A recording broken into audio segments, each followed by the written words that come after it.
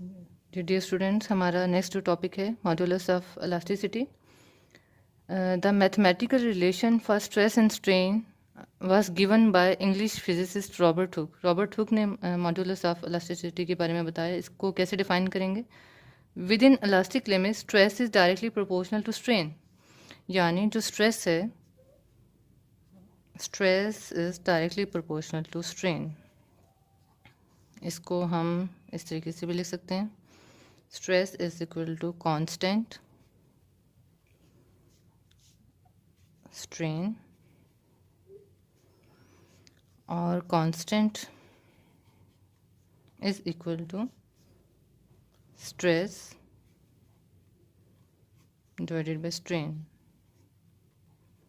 Constant within elastic limit, the ratio of stress to strain remains constant. This constant known as elastic constant. इस constant को जो हम कहते हैं elastic constant. और the unit of elastic constant या elastic modulus is Newton per meter square. Types of modulus of elasticity, इसकी भी 3 टाइप्स हैं. First one is Young's modulus. इसका सिंबल क्या है? इसको y से रिप्रेजेंट करते हैं. फॉर्मूला क्या है? टेंसाइल स्ट्रेस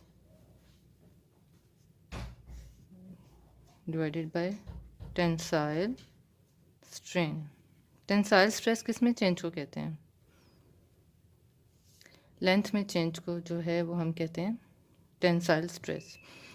और इसको y से रिप्रेजेंट किया हुआ. इसका फार्मूला हम ऑलरेडी पढ़ चुके हैं.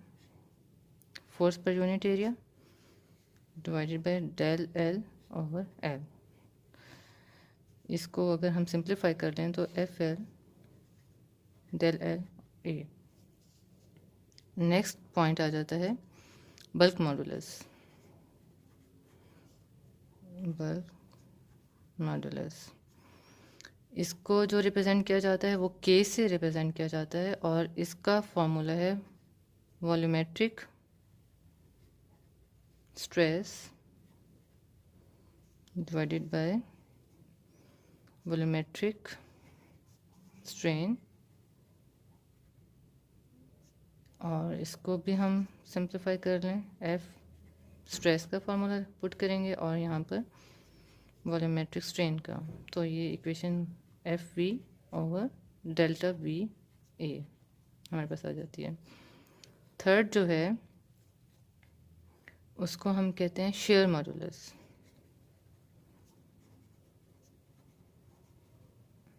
इसको जी से रिप्रेजेंट किया जाता है और ये है shear stress over shear strain.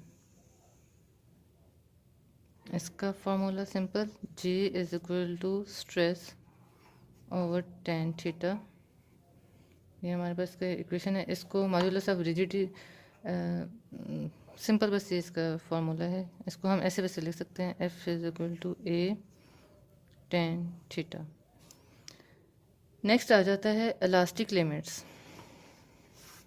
Elastic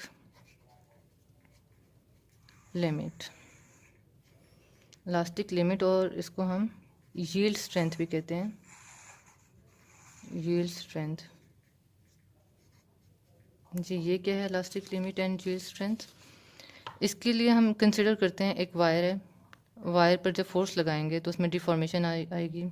अब उसमें कितनी डिफॉर्मेशन आई है उसको मेजर करना है. उसके लिए हम इलेक्ट्रॉनिकल डिवाइसेस यूज़ करेंगे और उससे हम देखेंगे कि उसमें कौन कौन से स्टेप्स हैं जो उसमें चेंजेस आई हैं.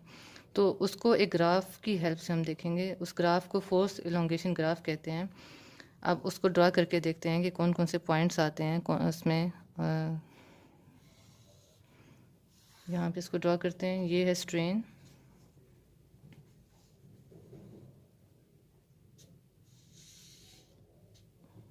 स्ट्रेन, और यहाँ पर है स्ट्रेस. जी, जो फर्स्ट पॉइंट आता है, अब इसमें देखें ज़रा, यहाँ से शुरू हो रहा है पॉइंट ओ से इस तरीके से.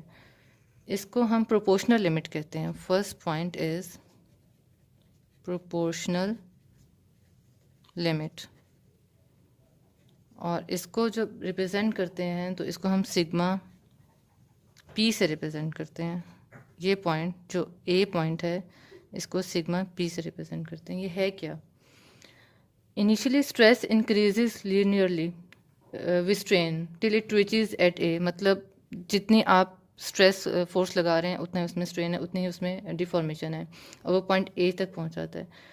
द पॉइंट जो ये पॉइंट है उसको हम प्रोपोर्शनल लिमिट कहते हैं और उसको सिग्मा पी से रिप्रेजेंट करते हैं। इसको हम डिफाइन कैसे करेंगे? The greatest stress that a material can endure, वो ग्रेटेस्ट फोर्स जो मटेरियल बर्दाश्त कर सकता है उसको हम प्रोपोर्शनल लिमिट से रिप्रेजेंट करते हैं।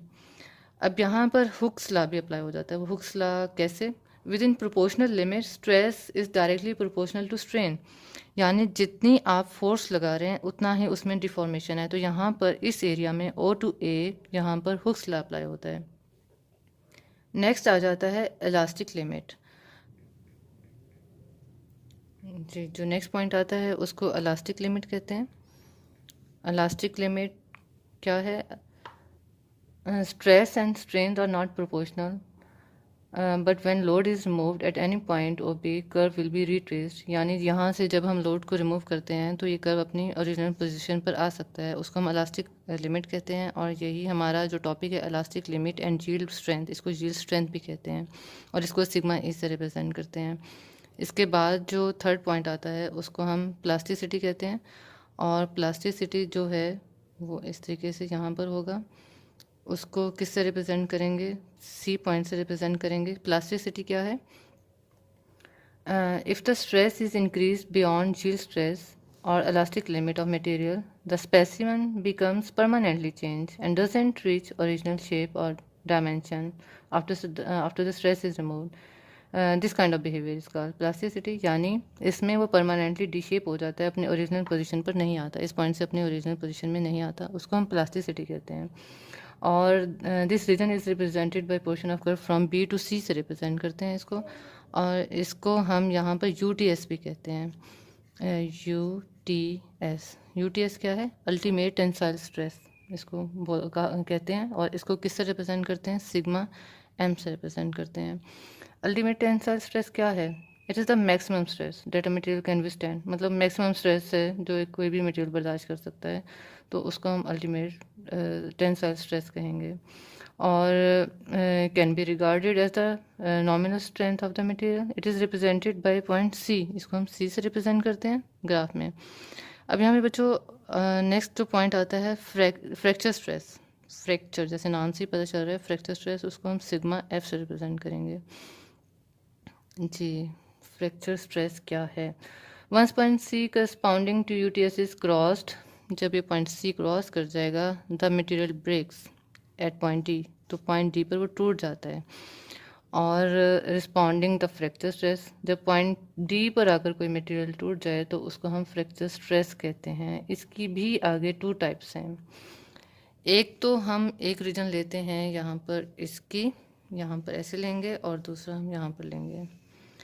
ये जो O2B रीजन है इसको हम कहते हैं, अभी हमने पढ़ा है, इसको इलास्टिक लिमिट कहेंगे। इलास्टिक रीजन लिख देते हैं यहाँ पर। और जो B2C है इसको हम, क्योंकि ये प्लास्टिसिटी को शो करता है, तो इसको हम कहेंगे प्लास्टिक रीजन। Plastic region. जी, इलास्टिक रीजन और प्लास्टिक रीजन क्या डिफरेंस है इसमें? इलास्टिक रीजन, अब substance which undergo plastic deformation, जो प्लास्टिक डिफॉर्मेशन में जाते हैं उन मटेरियल्स को डक्टाइल कहते हैं, यानी जो वो मटेरियल जो सी पॉइंट तक पहुंच जाते हैं, यहाँ पर आके टूटते हैं, उनको हम डक्टाइल सब्सटेंस कहते हैं। Ductile substances. और उसकी कौन सी एग्जांपल है? जैसे लेड है, कॉपर है, ये एग्जांपल्स हैं, ये उसको डक्टाइल सब्सटेंस हैं और ये प्लास्टिक रीजन को शो करते हैं। फिर इलास्टिक रीजन में कौन से आते हैं और उसको क्या कहते हैं? उसको हम कहते हैं brittle substance. Number 2, brittle substance.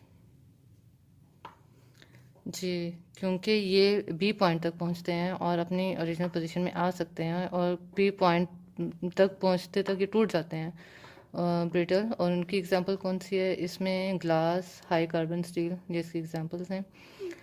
जी बच्चों, ये तो था हमारे पास elastic limit and yield strength. उसके हमने पॉइंट्स डिस्कस किए। फर्स्ट प्रोपोर्शनल लिमिट, फिर इलास्टिक लिमिट, उसके बाद फिर हमने प्लास्टिसिटी और उस पॉइंट को यूटीएस कहते हैं, अल्टीमेट टेंसाइल स्ट्रेस। फिर उसके बाद जो हमने पढ़ा वो फ्रैक्चर स्ट्रेस पढ़ा। फ्रैक्चर स्ट्रेस को मज़ीद 2 पॉइंट्स में हम डिवाइड करते हैं। First one is ductile substance, जो कि प्लास्टिक रीजन तक पहुंचता है, और फिर जो आता है वो ब्रिटल सब्सटेंस आते हैं।